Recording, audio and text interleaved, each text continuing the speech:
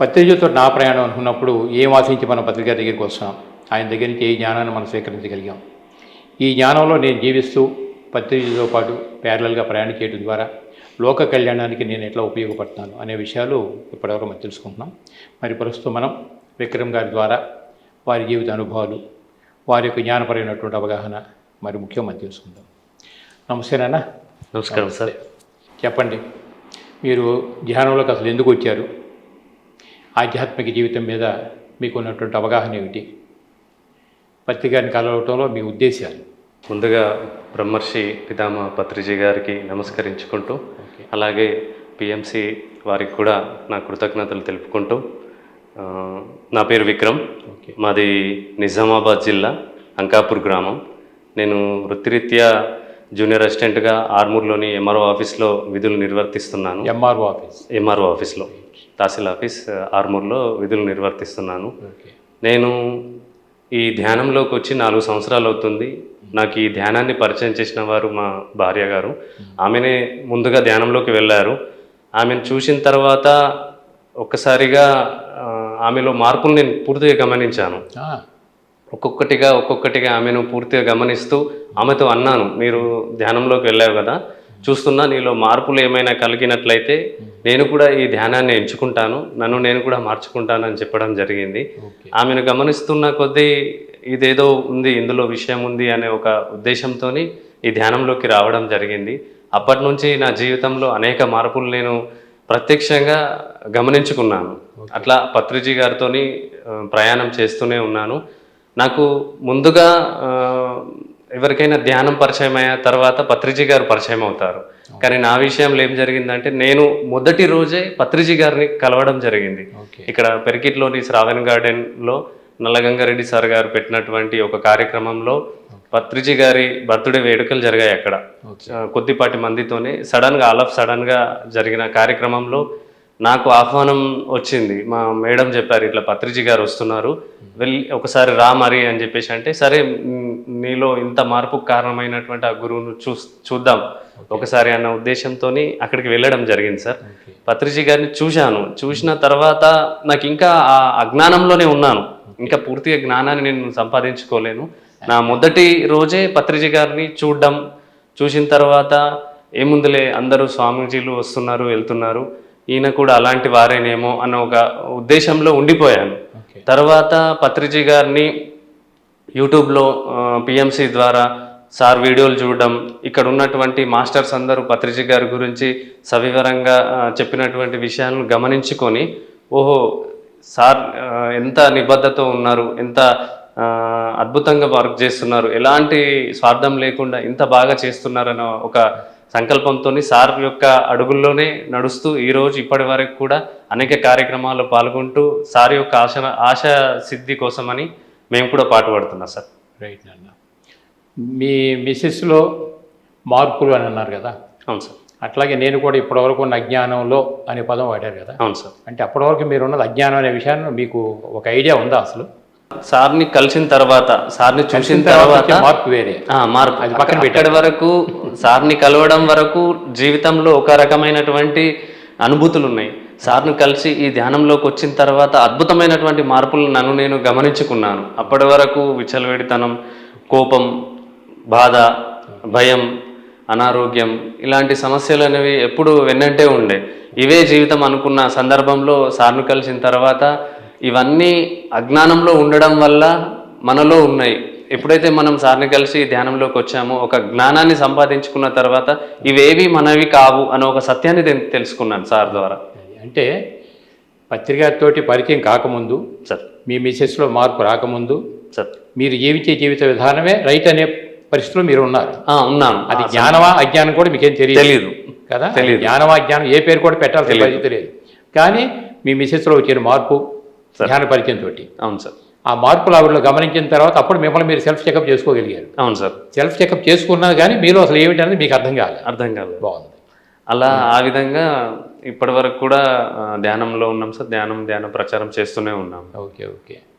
పత్రికను చూడగానే ఫస్ట్ మీకు ఎట్లా ఫీల్ అయ్యారు? ఫస్ట్ రోజు చూసినప్పుడు నాకు, అంటే నిజంగా చెప్తున్నా సార్, నిజంగానే కావాలి. ఓకే, నేను అందరిలానే అనుకున్నాను. నేను సార్లో ఎలాంటి తేడాను నేను గమనించలేదు. నిడంబరంగా ఉన్నారు, అసలు ఎలాంటి హంగు ఆర్భాటాలు ఏమీ లేవు. ఒక సామాన్య వ్యక్తిలాగానే సార్ కనిపించారు నాకు. కాకపోతే నేను ఆ పాటికి ఇంకా ధ్యానంలోకి పూర్తిగా రాకపోవడం, ఇంకా ధ్యానం చేయకపోవడం వల్ల నేను సార్ గురించి పూర్తిగా తెలుసుకోకముందే ఈ ఆలోచనలు నాకు వచ్చాయి.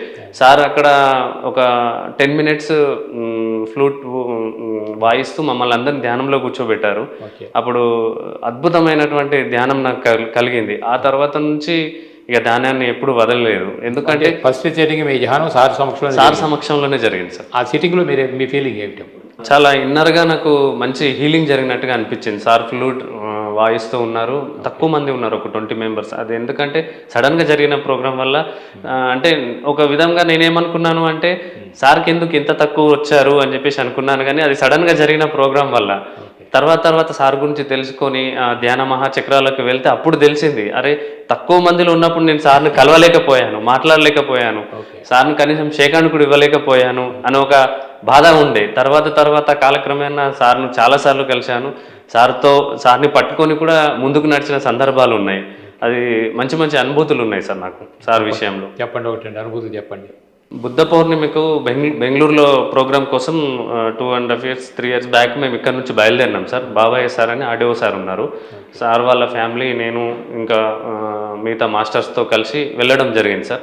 వెళ్ళిన తర్వాత అక్కడికి వెళ్ళినాం, నైట్లో ఉన్నాం. Early morning music meditation, early morning. కాకపోతే విపరీతమైన వర్షం పడుతుంది. అరే ఇంత దూరం నుంచి వచ్చాము, సార్ని కలవమా, సార్ని చూడమా, సార్తోని మ్యూజిక్ మెడిటేషన్ చేయలేకపోతామా అని ఒక బాధ అనేది ఉండిపోయింది. సో అప్పుడు 3 o'clock అట్లా లేచేసి స్నానం చేసేసుకొని ఫ్రెష్ అప్ అయిపోయి కూర్చున్నాం. కూర్చున్న తర్వాత బయటకు వచ్చి చూస్తే విపరీతమైన వర్షం పడుతుంది బెంగళూరులో.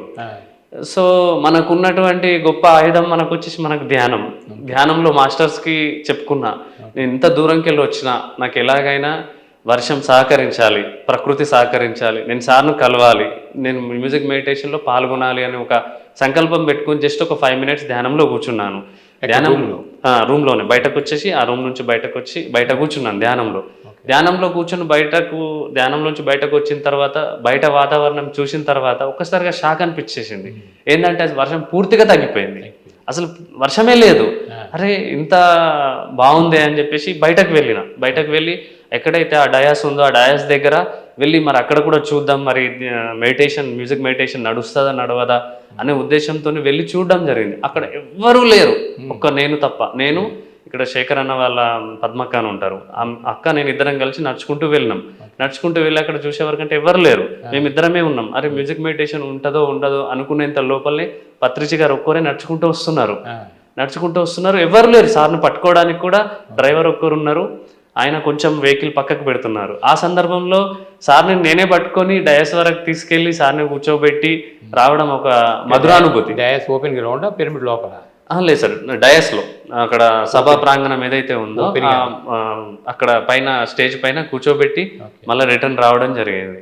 అదొక మధురానుభూతి సార్, చాలా అద్భుతమైన అనుభూతి నాకు. సార్ని పట్టుకొని ముందుకు నడిపించి వెళ్ళడం, ఆయనతోని నడుచుకుంటూ వెళ్ళడం కూడా చాలా బాగా అనిపించింది. అసలు కలుస్తామో లేదో అన్న సందర్భంలో సార్ని కలవడం అనేది ఆనందంగా అనిపించింది. అట్లా సార్. ఎంతసేపు చేసేవాళ్ళు అప్పుడు మీరు డైలీ? సార్ అప్పుడు 3 hours ఖచ్చితంగా చేసేవాళ్ళం సార్. ఒక 6 times వరకు నేను 12 hours కూడా చేశాను. అప్పుడు కూడా నాకు ధ్యానంలో మొదట్లో అందరికి అనుభవాలు చెప్తున్నారు, నాకు శివుడు కనిపించారు, నాకు అమ్మవారు కనిపించారు, నాకు ఇలాంటి అనుభవాలు వచ్చాయని చాలామంది చాలా రకాల ధ్యానులు చెప్తా ఉంటుండే.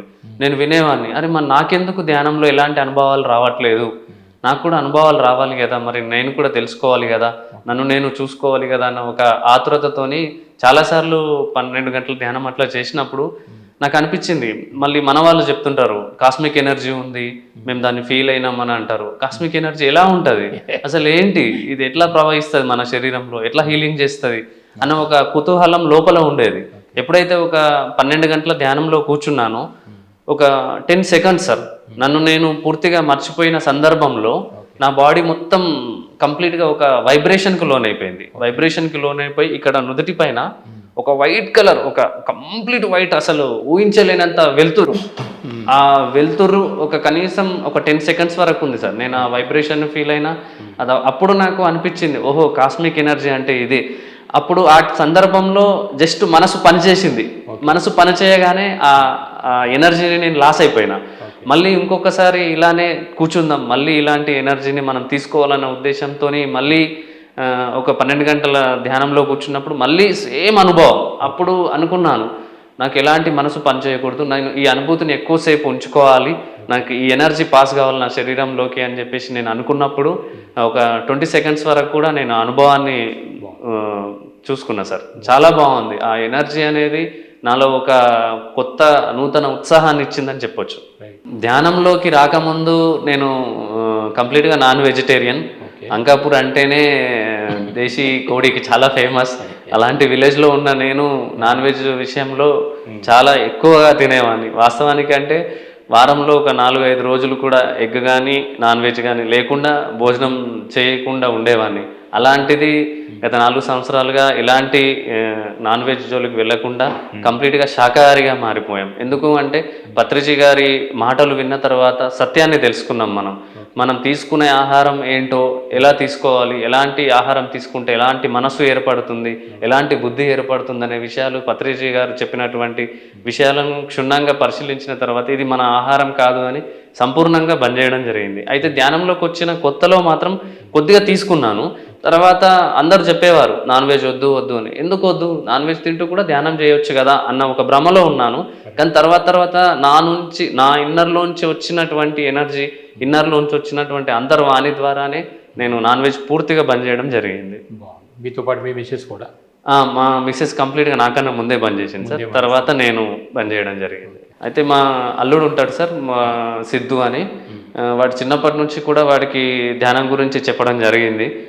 వాడు కూడా కంప్లీట్గా 3-2 ఇయర్స్ నుంచి కూడా నాన్ వెజ్ అంటే కూడా వాడు కూడా తినకపోతుండే కంప్లీట్గా. ఈవెందో ఎగ్ కూడా ఎవరైనా పెట్టే ప్రయత్నం చేసినా కానీ ఇది ఎగ్ ఉంది నేను తినను. ఎంత వయసు వాడికి? అప్పుడు 2 ఇయర్స్ ఉండే సార్. 2-3 ఇయర్స్ టైం నుంచి వాడు ధ్యానం చేపిస్తుంటుంది. ఒకటే నిమిషం కళ్ళు మూసుకోనగానే కళ్ళు మూసుకుంటుండే, ధ్యానంలో కూర్చుంటుండే. ఆ ఫోటోలను గ్రూప్లో కూడా షేర్ చేసేవాళ్ళం. అంటే చిన్నపిల్లలు చేయడం వల్ల ఇంకా ఒక ఏజ్కి వచ్చిన తర్వాత వాళ్ళు కూడా మంచి జ్ఞానాన్ని తెలుసుకుంటారనే ఉద్దేశంతో కూడా గ్రూప్లో ఫొటోస్ కూడా షేర్ చేసేవాడిని. అంత చిన్నపిల్లవాడనంటే వాళ్ళు ఆల్రెడీ దైవత్వంతో సమానం. దేవుడితో చిన్నపిల్లవాడు దేవుడితో సమానం అని చెప్పాను సార్ కదా.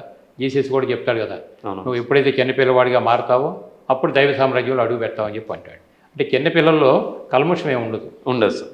వాళ్ళు ఆ డివైన్ పవర్ అంతా వాళ్ళలో ఉంటూనే ఉంటుంది. అవును sir. Live in the moment అంటాం, అంటే వర్తమానంలో జీవించే స్థితి. చిన్నపిల్లలు ఎప్పుడు కూడా వర్తమానంలోనే ఉంటారు తప్ప వాళ్ళు గతాన్ని మోయరు, ఫ్యూచర్ గురించి ఆలోచనలు ఉండవు. ఏ క్షణంగా ఆ క్షణమే జీవించేటప్పుడు స్థితి కావాలంటే చిన్నపిల్లలు మనం పరిశీలనగా చూసినట్టే మనకు కూడా అర్థమైపోతాయి. అందువల్ల పిల్లలకి అప్పటి వరకు వీరికి దేహంలో ఉన్నప్పటికీ కూడా డివైన్ పవరు, ప్రీవియస్ ఇన్కార్నేషన్ బ్యాలెన్స్లు కొన్ని, గుర్తులు కొన్ని, అవన్నీ కూడా వాళ్ళకి తెలుస్తాయి. అయితే విడమర్చి మనకి చెప్పడం రాదు. ఏ విధంగా అడిగి తెలుసుకోవాలని జిజ్ఞాస పెద్దవాళ్ళు మనలో కూడా తెలియదు అప్పటికి. అందువల్ల మనం ఏం చేయలేం. తర్వాత ఏమవుతుందంటే పిల్లలు పెరిగి పెద్ద అయిన కొద్ది కూడా మాయ అనేది మెల్లిగా పెరుగుతూ వాళ్ళకి అమ్మేస్తాయి. అందుకని మనం జీవాత్మ అంటాం. మాయలో ఉన్నాం కాబట్టి జీవాత్మ అంటాం. మాయ ఛేదించగలిగితే సాధన ద్వారా మనమే పరమాత్మ అయిపోతాం. అంతే. అది అందువల్ల మీ మేనళ్ళు వాడు 2-3 సంవత్సరాలు ఏంటంటే మన జహాన్లో కూర్చోబెడుతున్నారంటే మాయకి అమ్మకుండా మనం కాపాడినట్టే. అది వాళ్ళంతా ఒక క్రిస్టల్ బేబీస్ అంటాం. ఇప్పుడు ఎత్త మీదకి వచ్చే వాళ్ళంతా కూడా క్రిస్టల్ బేబీస్ అని చెప్పి అంటారు. అట్లా ఉంటేనన్న వాళ్ళకి ఇప్పటి నుంచి జాగ్రత్తగా మంచి నాలెడ్జ్ ఇస్తూ మంచి పెంపకాలు కనుక ఉంటే గ్రేట్ మాస్టర్స్ అవుతారు వాళ్ళు. అది అంటే సందర్భం వచ్చేది కాబట్టి అలా గుర్తు చేస్తారు. రైట్ నాన్న. ఇప్పుడు ఈ సాధన అయితే మాత్రం బాగా చేస్తున్నారు మరి. ఇప్పుడు పత్రి సార్ చెప్పారు కదా, సాధనతో పాటు స్వాధ్యాయం కావాలని అంటే. స్వాధ్యాయం, సజ్జన సాంగత్యం. బుక్స్ మీరు ఏమేమి చదువుతుంటారు ఏంటి అట్లా? బుక్స్ చాలా ఉన్నాయి సార్, చాలా బుక్స్ తీసుకున్నాను. సార్కి సంబంధించిన బుక్స్ కూడా ఫాలో అవుతూ ఉంటాను, యూట్యూబ్లో కూడా చూస్తూ ఉంటాను. రెగ్యులర్గా పౌర్ణమి అమావాస్య క్లాసెస్ కూడా నేను వెళ్తాను. కాకపోతే ఏంటంటే ఎక్కడ దానికి సంబంధించి నేను గ్రూప్లో పెట్టడం కానీ అలాంటివి చేయకుండానే పౌర్ణమి అమావాస్య క్లాసెస్కి వెళ్తాను. ఇక్కడ ఆర్మూర్లో గీతా మేడం అని ఉంటారు, వారి ఇంట్లో ప్రతి పౌర్ణమి అమావాస్యకు క్లాసెస్ ఉంటుంది. అక్కడికి వెళ్ళేసి మేడం వాళ్ళకు ఒక 2 hours క్లాస్ తీసుకొని రావడం జరుగుతుంది. ఎక్కడైనా ఇంకా ధ్యాన సప్తాహాలు కానివ్వండి, ఇంకేమైనా స్పెషల్ క్లాసెస్ కానివ్వండి ఉన్నా కానీ వెళ్తాను. ఇప్పటి వరకు నేను దాదాపు 200లకు పైన క్లాసెస్ తీసుకున్నాను సార్. ఆ, స్టార్టింగ్లో ధ్యానంలోకి వచ్చిన నేను 2వ రోజు నుంచే క్లాసెస్ చెప్పడం జరిగింది. మొదటిగా మా ఇంట్లో ధ్యాన సప్తాహ పెట్టించాను. ఓకే 7 రోజుల పాటు మాస్టర్స్ వచ్చి క్లాస్ చెప్పేవాళ్ళు. ఓకే వాళ్ళు మొదటి 2 మాస్టర్స్ వచ్చి క్లాసెస్ చెప్పిన తర్వాత అరే వీళ్ళు ఎందుకు ఇంకా ఇంకా ఇక్కడ ఉన్న వాళ్ళకి ఇంకా అర్థం కావాలా, దాన్ని ఇంకా అర్థం చేయాలా, ఇంకా తొందరగా వీళ్ళలో ధ్యానాన్ని తీసుకువెళ్ళాలనే ఉద్దేశంతో వాళ్ళు వచ్చి చెప్పి వెళ్ళిన తర్వాత మళ్ళీ నేను యూట్యూబ్లో వీడియోస్ చూసేసి ఆ జ్ఞానాన్ని నేను పొంది మా ఇంట్లో నేనే క్లాస్ చెప్పిన సందర్భాలు ఉన్నాయి. నాకు అలా అనిపించింది, అరే నేనే చెప్పేస్తున్నా కదా, బయట ఎందుకు వెళ్ళలేను, బయట కూడా చెప్పొచ్చు కదా అంటే అప్పుడు సార్ కూడా అన్నారు, ఏమీ రాకున్నా ఏమీ తెలియకున్నా మీకు బుక్స్ చదవకున్నా మీ అనుభవపూర్వకంగా మీరేం నేర్చుకున్నారు అనేది చెప్పండి, అదే జ్ఞానం. మీరేం ధ్యానంలోకి వచ్చిన తర్వాత మీరు ఏ జ్ఞానాన్ని పొందిన్లు అనేది చెప్పండి. బుక్ నాలెడ్జ్ అవసరం లేదు, ఎవరో చెప్పిన మాస్టర్స్ చెప్పినటువంటి మాటలు కాకుండా మీ అనుభవపూర్వకమైన అనుభవాలు ఏవైతే ఉన్నాయో అవి చెప్పండి చాలు అన్న ఆ ఒక్క మాట నన్ను దాదాపు 2-3 రోజుల తర్వాత నేను ఇమీడియట్గా క్లాసెస్కి వెళ్ళడం స్టార్ట్ అయిపోయినా సార్. ఒక్కొక్కసారి అయితే దాదాపు ఒక 30 days 40 days వరకు కూడా నాన్ స్టాప్ ప్రతిరోజు క్లాస్కి వెళ్ళినా. అప్పుడు ఇక్కడ ఆర్మూర్లో బాగా క్లాసెస్ జరుగుతుండే, చాలా క్లాసెస్ ఉంటుండే. ఇక్కడ నుండి ఒక 60-70 కిలోమీటర్ల దూరంలో ఉన్న ఏరియాకు కూడా వెళ్ళి క్లాసెస్ చెప్పిన సందర్భాలు ఉన్నాయి. అట్లా క్లాసెస్ కూడా బాగానే తీసుకున్నాం సార్.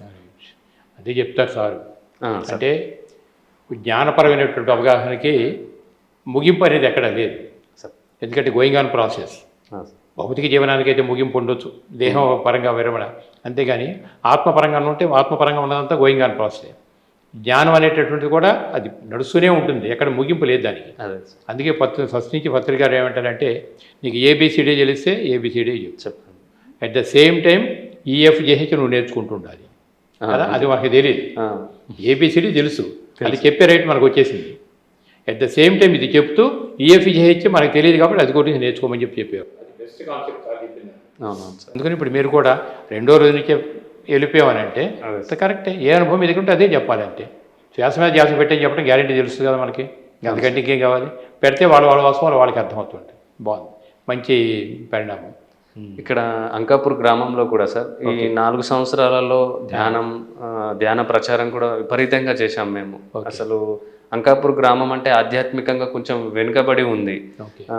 అంటే అన్ని రకాలైనటువంటి ఆధ్యాత్మిక కార్యక్రమాలు చాలా అద్భుతంగా జరిగినప్పటికీ అవి తాత్కాలికంగా ఉన్నాయి. ఇక్కడ మనకు ఒక ధ్యాన మందిరాలు ఉన్నట్లయితే వారందరూ కూడా ఆధ్యాత్మికంగా ముందుకెళ్తారన్న ఒక సదుద్దేశంతో ఇక్కడ సత్యమ్మ గారి ఇంటిపైన మొదటిగా 12x12 పిరమిడ్ కట్టించడం, మళ్ళీ శేఖర్ రెడ్డి అన్న వాళ్ళ ఇంటిపైన కూడా పిరమిడ్ కట్టించుకోవడం, ఇట్లా ఒక ఆధ్యాత్మికంగా అంకాపూర్ని ధ్యానమయం చేయాలనే ఒక సంకల్పంతో 4 సంవత్సరాలుగా మేము ప్రయత్నం చేస్తూనే ఉన్నాము. ఆ ప్రయత్నంలో చాలా వరకు సక్సెస్ కూడా అయ్యాం. ఇక్కడ ప్రతి సంవత్సరం ఒక ధ్యాన పండుగ నిర్వహించినాం. 4 సంవత్సరాల పాటు అద్భుతమైనటువంటి ధ్యాన కార్యక్రమాలు నిర్వహించినాం. ప్రతి సంవత్సరం నిర్వహించే ధ్యాన పండుగకు దాదాపు ఒక 1000 members వరకు వస్తుండే సార్. ఇక్కడ చాలా అద్భుతమైనటువంటి కార్యక్రమాలు నిర్వహించాం. అట్లాగే ఒక 30 సప్తాహాలు, దాదాపుగా 30 సప్తాహాలు వివిధ ఇండ్లలో అంటే 7 రోజుల పాటు 30 సప్తాహాలు నిర్వహించడం జరిగింది. చాలామంది ఇక్కడ ధ్యానులు ఉన్నారు. ఇక్కడ చాలా వరకు కూడా శాకాహారులుగా మారిన వాళ్ళు ఉన్నారు. ఇప్పుడు అంకాపూర్ అంటే వ్యవసాయ రంగంలో ఒక ఆదర్శవంతమైన గ్రామం ఉండే, ఇప్పుడు ధ్యానంలో కూడా ఒక ఆదర్శవంతమైన గ్రామంగా తీర్చిదిద్దుతున్నాం. బాగుందన్న. ఇప్పుడు ఈ స్వాధ్యాయం అని అన్నప్పుడు మీరు చదివిన బుక్స్ చాలా చదివారు కదా? అవును సార్. మీకు బాగా నచ్చిన బుక్స్ ఏమేమి ఉన్నాయి దానిలో? రాఘవ్ సార్ అయితే త్రివిధాలు ఉన్నాయి సార్, అది ఎక్కువగా నేను త్రివిధాలు బుక్ చదువుతాను. మరణం లేదు మన పత్రిజీ గారి బుక్స్ ఉన్నాయి, అవి చాలా ఉన్నాయి సార్. బుక్స్ అయితే నేను ఖర్చు పెట్టడానికంటే కూడా బుక్స్ కొనడంలో ఇంట్రెస్ట్ ఎక్కువ చూపిస్తాను. అట్లా బుక్స్ అయితే చాలా ఉన్నాయి సార్. నేను మా ఇంటి దగ్గర కూడా ఒక కమ్యూనిటీ హాల్ ఉండే సార్. ఆ కమ్యూనిటీ హాల్లో మేము ఇక్కడ 2 years బ్యాక్ కూడా రెగ్యులర్గా 7 to 8 అట్లా క్లాస్ తీసుకునే వాళ్ళం. అట్లా డైలీ ఒక 6 to 8 months వరకు కంటిన్యూగా ఒక 50 మందితోని ఆ కమ్యూనిటీ హాల్లో కూర్చోబెట్టి ధ్యానం చేయించేవాళ్ళం. అట్లా వాళ్ళు కూడా చాలా బుక్స్ అడిగేవారు, ఏమైనా బుక్స్ ఉన్నాయంటే బుక్స్ కూడా వారి కోసం కూడా తెప్పించి బుక్స్ ఇచ్చిన సందర్భాలు కూడా ఉన్నాయి సార్. దాంతో ఇప్పుడు బిగినింగ్ నుంచి ఏమైనా పాత బుక్స్ ఉన్నాయి కదా, ఇప్పుడు సపోజ్ ఆత్మాయనం మరణం లేదు, ధ్యానం శరణం, తులసిదళం అని, సీతాయానం, సీతాయనం అంటే ఈ మధ్య వచ్చింది అనుకోండి, నక్షత్ర మిత్రులు, ఇలాంటి కొన్ని బుక్స్ ఉన్నాయి. నాకు ఎక్కువగా అంటే తులసిదళం బుక్ బాగుంటుంది సార్. నేను మీకు అది ఎన్సైక్లోపీడియా చెప్పుకోవచ్చు. తులసిదళం బుక్ కానివ్వండి. నేను మళ్ళీ సార్కు సంబంధించి కరోనా టైంలో వచ్చిన బుక్ ఉంది, ఆ బుక్ కానివ్వండి. సార్కు సంబంధించి ప్రశ్నోత్తరాలకు సంబంధించిన బుక్ ఉంటుంది, గుర్తుకు రావట్లేదు.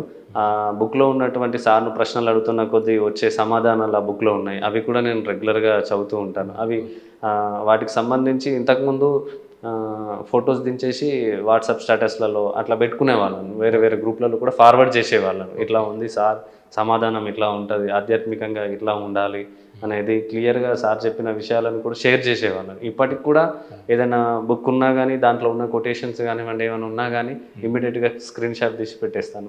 భిన్నంగా ఆలోచించండి, ఆ బుక్ కూడా ఎక్కువగా చదువుతా సార్. Okay okay. ఇప్పుడు మరణం లేని మీరు, మరణం లేని అలాంటి బుక్స్ చదివినప్పుడు మరి ఏమైనా ప్రయోగాలు చేయాలని చెప్పి మీకు అనిపించేదా?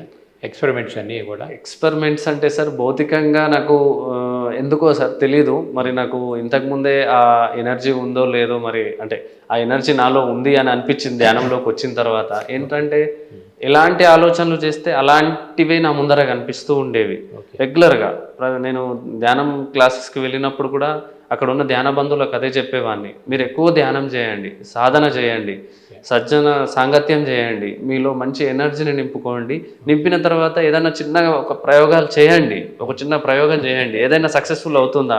మనలో ఎనర్జీ ఉంటే అది సక్సెస్ఫుల్ అవుతుంది. ఎనర్జీ లేదు అంటే అది ఆ ఫ్రీక్వెన్సీని మనం మ్యాచ్ కాని సందర్భం ఉంటే మీరు సక్సెస్ఫుల్ అవ్వట్లేదు అని చెప్పేసి మనం చేసుకోవచ్చు. అట్లా నేను చాలా ప్రయోగాలు చేశాను. బస్ స్టాండ్లో ఉండి బస్సు కావాలి, ఇమ్మీడియట్గా వచ్చింది, ఇమ్మీడియట్గా బస్సు వచ్చేస్తుంది ఇక మనకు. ఇటువంటి ఎన్నో ఉన్నాయి సార్, ఎన్నో అనుభవాలు. నేను ఇప్పటికి కూడా అంటే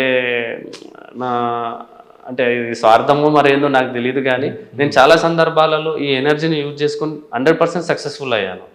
ఖచ్చితంగా యూనివర్స్కు నేను ఏదైతే గట్టిగా అనుకుంటానో అది ఖచ్చితంగా అయి తీరుతుంది.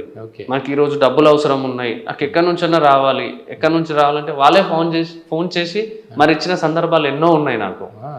అలాంటి సందర్భం రీసెంట్లీ కూడా జరిగింది. అలాంటి సందర్భం కూడా నా దగ్గర డబ్బులు లేవు కానీ ఒకటి సార్, మనం ఎంత ఇస్తే అంతకు 100 రెట్లు ఎక్కువ వస్తుంది అనే సత్యాన్ని నేను తెలుసుకున్నా. కానీ ఏది మనది కాదు, నేను నాది అనేది ఇక్కడ ఎక్కడా లేదు. సార్ చెప్పిన విషయాల్లో నేను నాది అనే కంటే కూడా మనం అనే పదాన్ని నేను ఎక్కువగా యూజ్ చేస్తాను. నేను క్లాస్లో కూడా అదే చెప్తాను.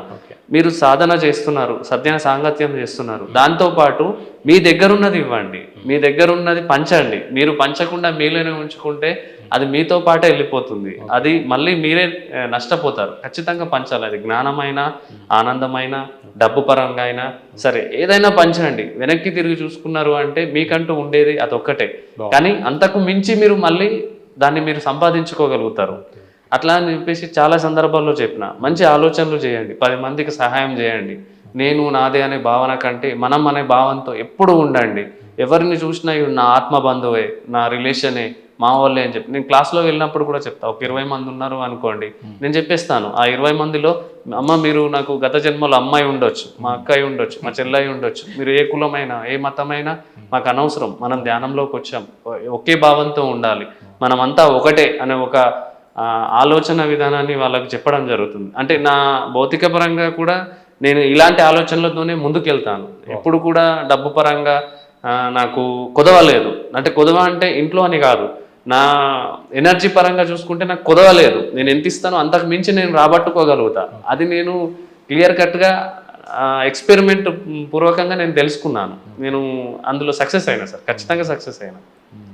అట్లా చాలా సందర్భాలలో నేను డబ్బు పరంగా కానివ్వండి, ఇంకా ఏదైనా కానివ్వండి, ఇలా అనుకున్నాను అంటే అలా జరిగిపోయిన సందర్భాలు చాలా ఉన్నాయి నాకు. ఓకే, అట్లా సార్. బాగుంది. ఇంకా ఈ థర్డ్ డే అని కానీ, యాస్ట్రల్ ట్రావెల్స్ అని కానీ. హాస్టల్ ట్రావెల్స్ అంటే ఒక మంచి అనుభవం ఉంది సార్. అది నేను ధ్యానంలోకి కొత్తగా వచ్చిన సందర్భంలో చాలా క్లాసెస్కి వెళ్ళే వాళ్ళం సార్.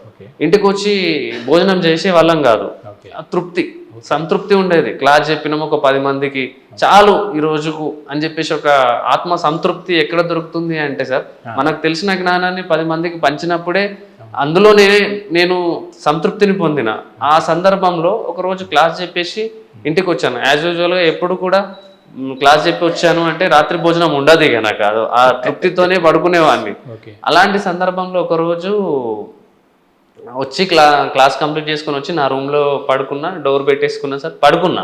పడుకున్నా లైట్ ఆఫ్ చేసుకోలేదు, నిద్ర వచ్చేసింది, చాలా దూరం వెళ్ళేసి వచ్చాను. ఓకే. సరే అని చెప్పేసి పడుకున్నా, నిద్రపోయిన తర్వాత మా నాన్నగారు వచ్చేసి బయట నుంచి తలుపు కొడుతున్నారు.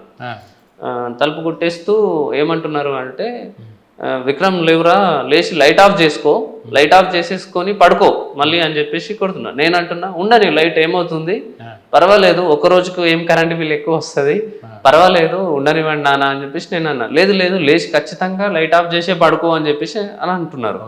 నేను లేవలేదు, అంతే పడుకునే ఉన్నా. మళ్ళీ సేమ్ వాయిస్ అట్లనే వస్తుంది.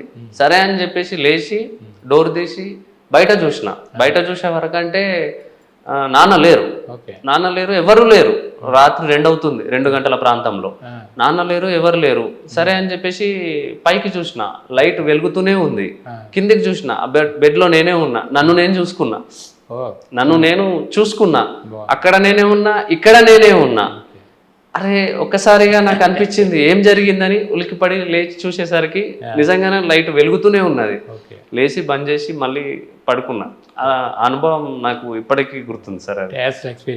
అది ఒక అద్భుతంగా జరిగింది. బయటకు వచ్చి ఆ విధంగా లైట్ ఆఫ్ చేసుకోమని చెప్పడం నాకు అది ఒక మెమొరబుల్గా ఉండిపోయింది. అట్లా 2-3 సార్లు జరిగినాయి కానీ గుర్తులేవు సార్. ధ్యానంలో జరిగినాయి కానీ గుర్తులేవు. మన అనుభవానికి ఏమిటంటే, నేను అనబడేటటువంటిది స్థూలం ఒకటే కాదు కదా. అవును సార్. దీనిలో అంతర్గతంగా ఉన్నటువంటి సూక్ష్మ సముదాయం. అవును. సముదాయం అని ఎందుకు అనుకుంటామంటే, ఒక సూక్ష్మ శరీరం ఉంది, దాని లోపల కారణ శరీరం ఉండేది, మహాకారణ అని చెప్తాం. ఇవన్నీ ఒకదాని మీద ఒకటి ఉండటం వల్ల సముదాయం అని చెప్పని పదం వాడతాం. అంటే మనలోకి నుంచి మనం బయటకు వచ్చినప్పుడు అదే యాస్లు బాడీ బయటికి రిలీజ్ అవ్వటం కానీ ఇవన్నీ కూడా. అంటే కొన్ని మన ప్రమేయం లేకుండానే జరిగే కొన్ని ఉంటుంటాయి. ఇక ఇవి ఇంకా మన దాని మీద ఆసక్తి పెరిగినప్పుడు మన ప్రమేయంతో చేసుకోవచ్చు. ఇప్పుడు మనం ఇక్కడ కూర్చున్నాం, ఇక్కడ ఉన్నాం, పలానా మన దగ్గరలో దేవాలయం ఉంది, ఆ దేవాలయంలో అమ్మవారికి ఎటువంటి దండలు వేశారు, మల్లెపూల దండ ఉందా, గులాబీలా, చామంతా ఏమేశారు, చూసి రావాలి అని చెప్పని మన ధ్యానంలో కూర్చున్నాం అనుకోండి, ఆటోమేటిక్గా మనలో నుంచి మన యాస్లకు బయట రావటం, గుడికి వెళ్ళిపోతాం, పరిశీలన చేయటం చేసి మళ్ళీ వచ్చేస్తాం. రాగానే ఇమీడియట్గా వెళ్ళి కనుక చూస్తే మనం ఏదైతే యాస్గా చూసి వచ్చామో సేమ్ అదే ఉంటుంది.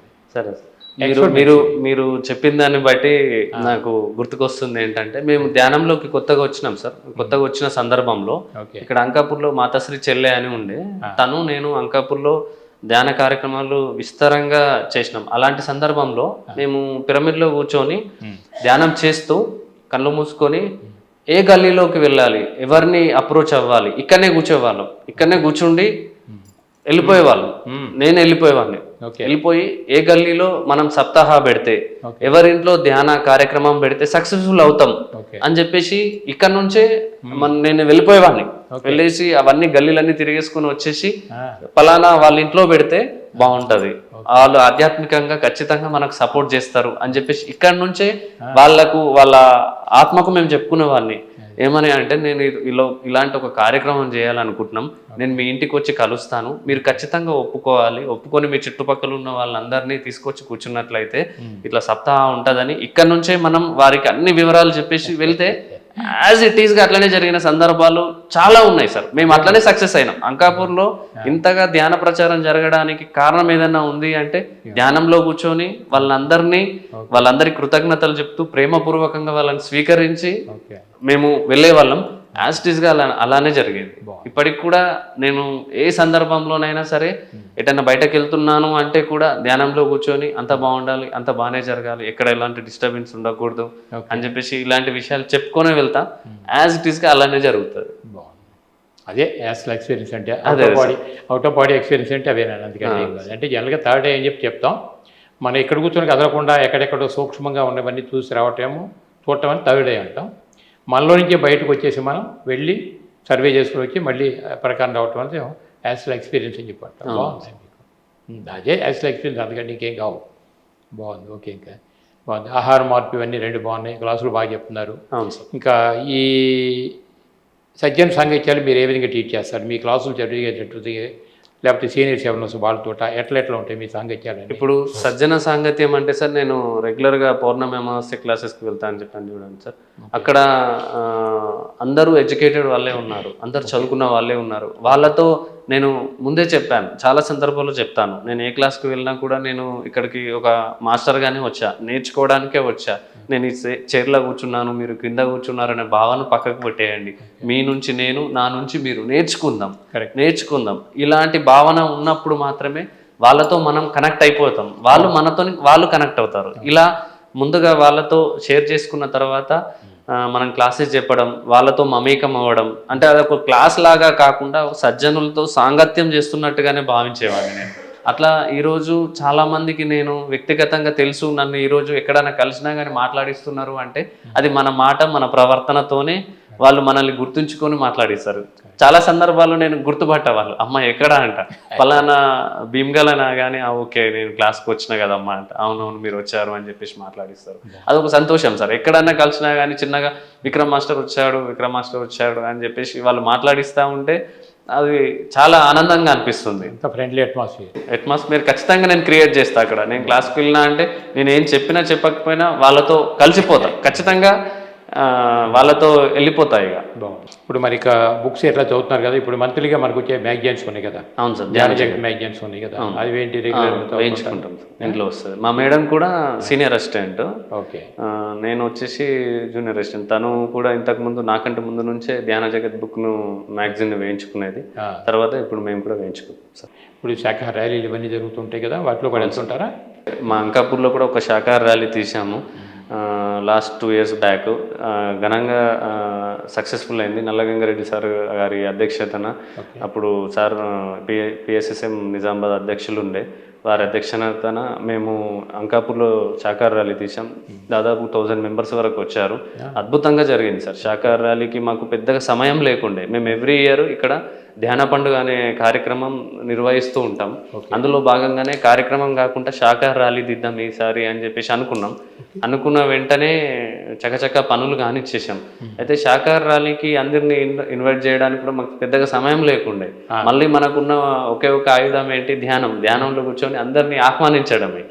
సో ధ్యానంలో కూర్చొని పాంప్లెట్స్ ముందర పెట్టేసుకొని మనకు తెలిసిన వాళ్ళందరికీ హాస్టల్గా వెళ్ళేసి వాళ్ళని ఇన్వైట్ చేసినాం.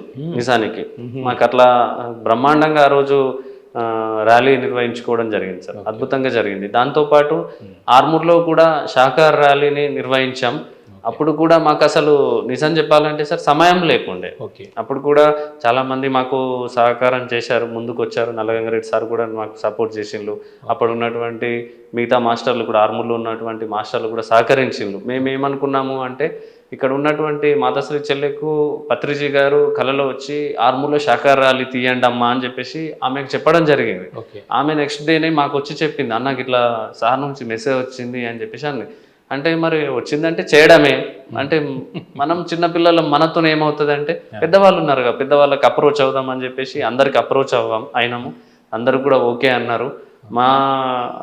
మాతో పాటు అందరినీ సమిష్టిగా కలుపుకొని ఆ రోజు మేము శాఖాహార ర్యాలీ ఆర్మూర్లో ఘనంగా నిర్వహించుకున్నాం సార్.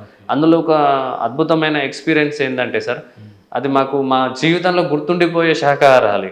మేము ఘనంగా చెప్పుకుంటాను, ఎక్కడికి వెళ్ళినా సరే నాకెందుకో నేను అంటే చెప్పడానికి నేను ఎప్పుడు వెనుకబడుతూ ఉంటాను. మన గురించి మనం చెప్పుకోవడం ఎందుకులే అన్న భావన ఉంటుంది, కానీ అది చెప్తా ఉంటే నాకు చాలా అద్భుతంగా అనిపిస్తుంది. మాకు పెద్దగా సమయం లేకుండే, 3 రోజులే ఉంది. ఒకరిద్దరు కొంచెం ఇబ్బంది పెడుతున్నప్పటికీను ముందుకెళ్ళినాం, ధైర్యం చేసినాం. మాస్టర్స్ కొందరు ఆర్మూర్లో ఉన్నటువంటి మాస్టర్స్ అందరు సపోర్ట్ చేసిండ్రు. అంత పెద్ద మండల్లో మీరు 2 చిన్నపిల్లలు మీరు ముందుకు వస్తున్నారు, ఎట్లా అంటే లేదు మా ఇద్దరిది ఏమీ లేదు, అందరూ సమిష్టిగా చేద్దాం, అందరితోనే ముందుకెళ్దాం, ఇది మీది కాదు నాది కాదు, పత్రిజీ గారి ఆశయం, పత్రిజీ గారే మెసేజ్ ఇచ్చిండ్రు, చేద్దామని చెప్పేసి అనుకున్నాం. ఒక 3 రోజులే ఉంది సార్, మా దగ్గర డబ్బులు లేవు. నా అకౌంట్లో ఒక 5,000 ఉన్నాయి అంతే. 5,000తో ఏం చేస్తాం? మళ్ళీ ఒక డైలమా, ప్రచారం చేయాలి. ప్రచారానికి ఎట్లా? అంజయ్య మాస్టర్ని అప్రోచ్ అయినాం. అంజయ్య మాస్టర్ ఏమన్నారు, విక్రమ్ నేను ఏ టైం అయినా ఎనీ టైం 24 గంటలు పనిచేస్తాను, నీకు తెలిసే కదా ధ్యానం గురించి, నన్ను వదిలేసి మనమిద్దరం కార్లో వెళ్ళేసి విలేజెస్ టు విలేజెస్ అన్ని తిరిగేసి వద్దాం, ఒక్కరోజు టైం ఇవ్వు నాకు అన్నారు. సరే అని చెప్పేసి 3 రోజులలో ఒక రోజు కంప్లీట్గా ధ్యాన ప్రచారానికి ఒకటే రోజులో దాదాపు 27 విలేజెస్ కవర్ చేసినాం. 27 విలేజెస్లో ధ్యాన ప్రచారానికి సంబంధించి పాంప్లెట్లు ఇచ్చేసినాం. ఒక విలేజ్లో వెళ్తూ ఉంటే సార్ ఒక గొర్రెల మంద అడ్డం వచ్చింది. అడ్డం వచ్చింది, ఆ గొర్రెలు కాపరి అంటున్నాడు, సార్ మీ కార్లో మొత్తం టైర్లో గాలే లేదు, మీరు ఎట్లా వెళ్తున్నారు అని చెప్పేసి. అప్పటి వరకు మాకు తెలియదు, మేము పోతూనే ఉన్నాం, కారు వెళ్తూనే ఉన్నది. ఆయన అడ్డొచ్చి చెప్పే వరకు కూడా మాకు తెలీదు. మేము అనుకున్నాం ఓకే సారే వచ్చినట్టున్నారు, మనకు మంచి మెసేజ్ ఇచ్చిపోయిండ్రు అని చెప్పేసి ఇమీడియట్గా స్టెప్ని మార్చుకొని మళ్ళీ ప్రచారం చేయడం జరిగింది. ఇంకో 2 రోజులు ఉన్నాయి, ఇలా డబ్బులు లేవు అన్న సందర్భంలో సరే మన మాస్టర్స్ని అడుగుదామని చెప్పేసి 2 రోజుల్లోనే గ్రూప్లో మెసేజ్ పెట్టడం వల్ల సార్ 1,10,000 రూపాయలు వచ్చేసాయి మాకు 2 రోజులలో. అంత అంటే వర్క్ మనది కాదు, లోక కళ్యాణం కోసం చేస్తున్నాం, విశ్వం కోసం చేస్తున్నాం, మీకోసం కాదు, నా కోసం కాదు, అందరి కోసం చేస్తున్నాం. ఈ కార్యక్రమం అందరిది అన్న ఒక సంకల్పం పెట్టి కూర్చున్నాం అంతే, వేరేది ఏమీ లేదు. మాది ఎలాంటి స్వార్థం లేదు అందులో. అందరి కోసం పత్రిజీ గారు మెసేజ్ ఇచ్చారు అన్న ఒక ఉద్దేశంతో మేము చేయడం జరిగింది. ఆ సమయంలో కూడా ఆర్మూర్లో ఉన్న మాస్టర్స్ అందరూ కూడా మాకు అద్భుతంగా సహకరించారు. అది సక్సెస్ఫుల్ అయింది అంటే అందరి ద్వారానే. ఎవరో 2-3 కలిసి చేసినాము అంటే నేను అసలు ఒప్పుకోను. ఎందుకు అంటే అందరం సమిష్టిగా చేస్తేనే ఏదైనా సక్సెస్ఫుల్గా అవుతుంది. 1-2 కలిసి చేస్తాము అంటే అందులో విజయాన్ని సాధించకపోవచ్చు, అందరినీ కలుపుకొని పోవాలి. అట్లా సార్ ఆ విధంగా ఆ రోజు శాఖాహార ర్యాలీ తీసినాం, అద్భుతంగా జరిగింది. అది ఎప్పటికీ గుర్తుండిపోతుంది సార్ నా లైఫ్లో. రైట్ అండి, thank you sir, thank you. ఇది మాస్టర్స్ విన్నారు కదా మీరు, విక్రమ్ గారి అనుభవాలన్నీ కూడా విన్నారు. అసలు ధ్యానం అంటే ఏమిటో తెలియనటువంటి పరిస్థితి నుంచి వారి శ్రీమతి ధ్యానంలో ముందు అడుగు పెట్టడం, ఆవిడలో కలిగినటువంటి మార్పును చూసి మరి విక్రమ్ గారు కూడా చక్కగా ధ్యాన ప్రపంచంలో అడుగు పెట్టడం, మరి వచ్చిన 2వ రోజు నుంచే ధ్యానం 10 మందికి చెప్పాలనేటువంటి ఆసక్తి కలిగింది. అంటే సంస్కార బలాలు ఎలా ఉంటాయి, ప్రతి మనిషి యొక్క స్పిరిచువల్ పర్పస్ అనేది ఎట్లా ఉంటుంది, ఇటువంటి ఎన్నో విషయాలు మనం ఆయన ద్వారా మనం విన్నాం. మరి మనం కూడా ఇవన్నీ ఎందుకు చూస్తున్నాము పిఎంసీ ద్వారా అంటే ఒక వ్యక్తిలో ఇంత మార్పు జరిగినప్పుడు మనలో ఎందుకు రాకూడదు. కాబట్టి లోక కళ్యాణం కోసం మనం నిర్వహించే పాత్ర కూడా ఎంతో సంతృప్తిని ఆనందాన్ని కలిగిస్తున్నటువంటిది విక్రమ్ గారి మాటల ద్వారా తెలుసుకున్నాం. అందువల్ల మరి మనం కూడా సాధ్యమైనంత వరకు పూర్తి శాఖాహారిగా మారుతూ మంచి ధ్యానిగా ఎదుగుతూ ఈ జ్ఞానాన్ని అంతా కూడా సమీకరించుకుని మరి జీవితంలో ఉన్నతంగా ఆరోగ్యంగా ఆనందంగా జీవించాలని కోరుకుంటూ సభ్య సమాజమే కూడా ఇటువంటి స్థితికి రావాలని మరొకసారి మనం కోరుకుంటూ మరి ప్రేక్షక దేవుళ్ళు చూసేవాళ్ళందరికీ కూడా ధన్యవాదాలు తెలియజేస్తున్నా. అట్ ద సేమ్ టైం మరి విక్రమ్ గారికి కూడా మరొకసారి నేను ధన్యవాదాలు తెలియజేసుకుంటూ థ్యాంక్ యూ. పిఎంసి ఛానల్కు అందరికి కూడా నా కృతజ్ఞతలు సార్. రైట్.